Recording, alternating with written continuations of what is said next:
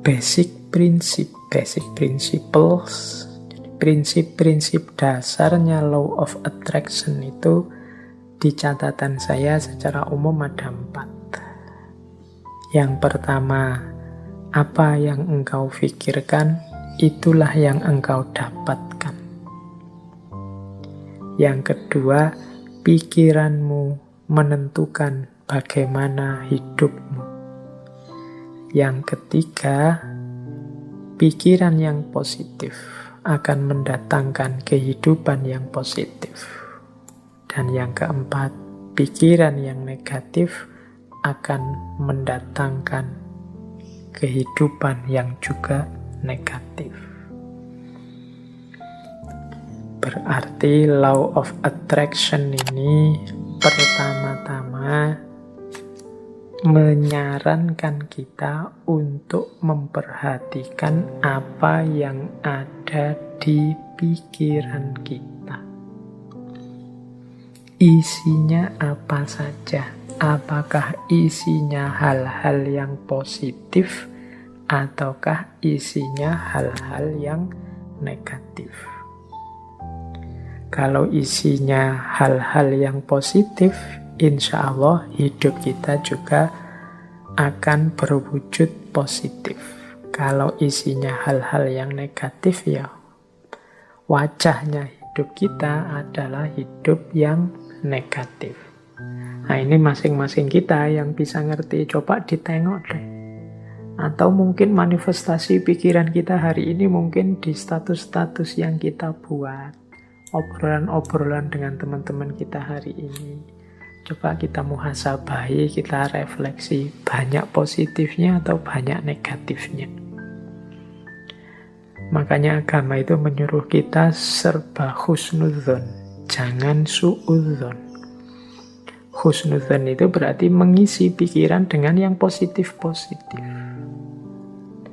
Maka hidup kita warnanya juga sesuai isi pikiran kita. Karena husnudzon, ya hidupnya jadi husn baik. Kebalikannya, kalau suudzon, hidupnya juga akan termanifestasi jadi su. Pikirannya jelek, terus pikirannya negatif, terus curiga, terus ya sudah, hidupmu adalah hidup yang warnanya penuh kecurigaan. Hidup penuh kecurigaan itu kan hidup yang gelisah. Dari mana kegelisahan itu muncul? Engkau sendiri yang menciptakan. Dengan suudzonmu tadi, prasangka burukmu tadi. Coba tadi kamu prasangka baik, hidupmu jadi tenang. Dari mana ketenangan itu datang? Ya engkau ciptakan sendiri tadi, karena engkau suudzon. Ya bayangkan ya mudahnya, misalnya kalian mau naik kendaraan umum, naik bis atau kereta. Itu kalau pikiranmu serba prasangka buruk, jangan-jangan nanti dicopet, jangan-jangan nanti di tengah jalan keretanya tabrakan mogok, jangan-jangan pikirannya jelek terus. Maka kalian tidak akan bisa menikmati perjalanan. Sepanjang jalan mungkin kamu gelisah, ini jangan-jangan nabrak, jangan-jangan nanti ketemu orang jahat, jangan-jangan tidak tenang perjalananmu. Dari mana ketidaktenangan itu datang? Ya kamu awali dari pikiranmu sendiri tadi. Tapi coba engkau husnudzon, jadi pikiran yang bersih, tidak curiga, yakin dengan kenyamanan, keamananmu, ya perjalananmu nyaman. Tadi kalau di rumus teori vibrasi tadi, ya kenyamanan, keamananmu akan menarik sekelilingmu, frekuensinya juga jadi nyaman, jadi aman. Tapi kecurigaan, kegelisahanmu juga akan melahirkan kecurigaan, kegelisahan di sekelilingmu. Hidupnya jadi tidak nyaman. Nah, ini basic prinsipnya, mudahnya penjelasannya begitu. Jadi kalau kita isinya negatif-negatif saja, ya energi negatif yang kita tarik dalam hidup.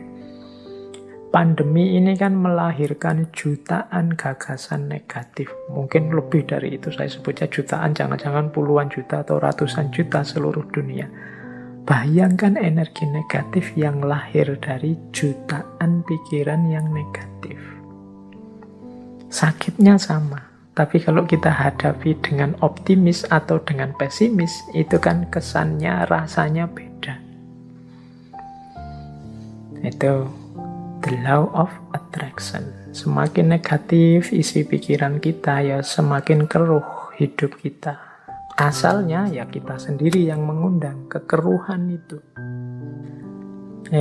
Makanya ada quotes dari Napoleon Hill. Napoleon Hill ini juga tokoh spiritualis yang sering juga menulis buku-buku coraknya self-improvement atau self-help. Dia bilang begini, keep your mind fixed on what you want in life, not on what you don't want. Ini beliau ngasih tips. Simpanlah di kepalamu, isi saja dengan apa yang engkau inginkan, bukan apa yang tidak engkau inginkan. Contohnya misalnya tadi ya, mau naik kendaraan umum, kereta atau pesawat. Niatnya apa? Saya naik pesawat semoga aman. Ini lebih positif daripada saya niat naik pesawat semoga tidak tabrakan. Nah, ini kata-kata tidak tabrakan ini oleh Napoleon Hill disebut negatif. Jadi mending kita pakai kalimat yang positif untuk menghadirkan tadi energi dan vibrasi yang positif.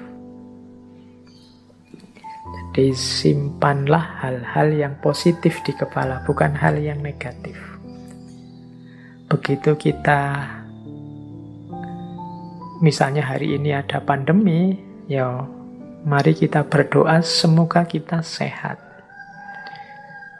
Bukan fokus pada semoga penyakitnya tidak menyerang kita. Itu ada tidaknya. Tidak itu mudahnya didefinisikan sebagai negatif.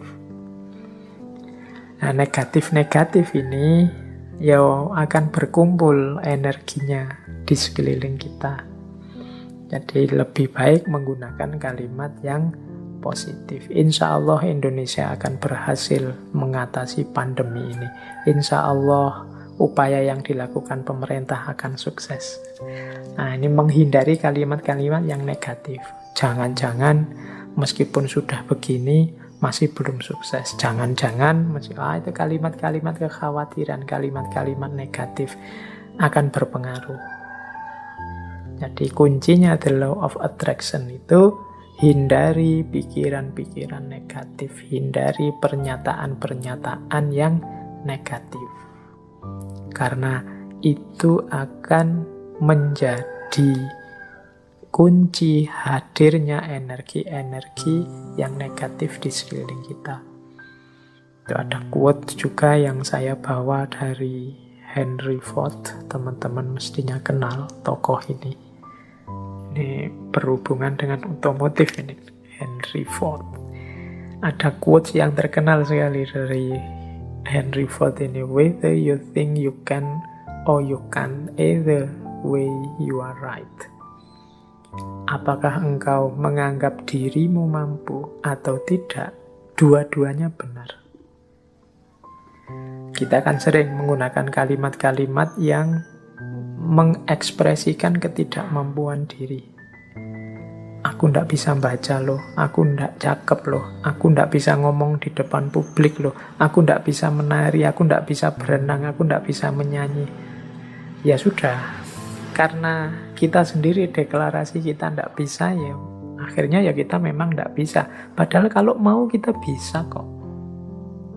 Saya ndak bisa Pak ngomong di depan orang banyak, jadi yo iso. Cuma karena sudah merasa tidak bisa, ya selesai dengan ketidakbisaanmu. Saya tidak bisa Pak kalau harus menyanyi itu. Saya menyanyi itu trauma sekali. Mungkin ya bisa, kalau kamu mau belajar tetap bisa. Semua orang mungkin ya bisa nyanyi.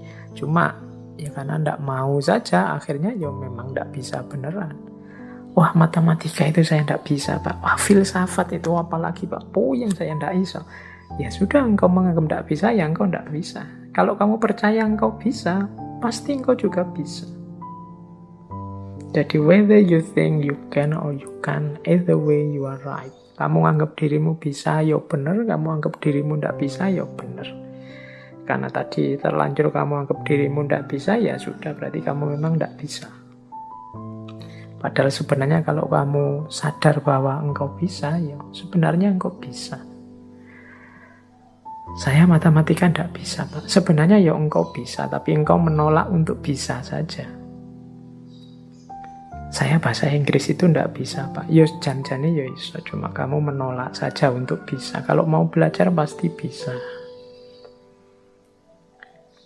Oke, jadi ini contoh bagaimana pikiranmu menentukan hidupmu. Karena tadi kamu sudah merasa ndak bisa, ya wes, memang akhirnya engkau ndak bisa beneran dalam kenyataannya.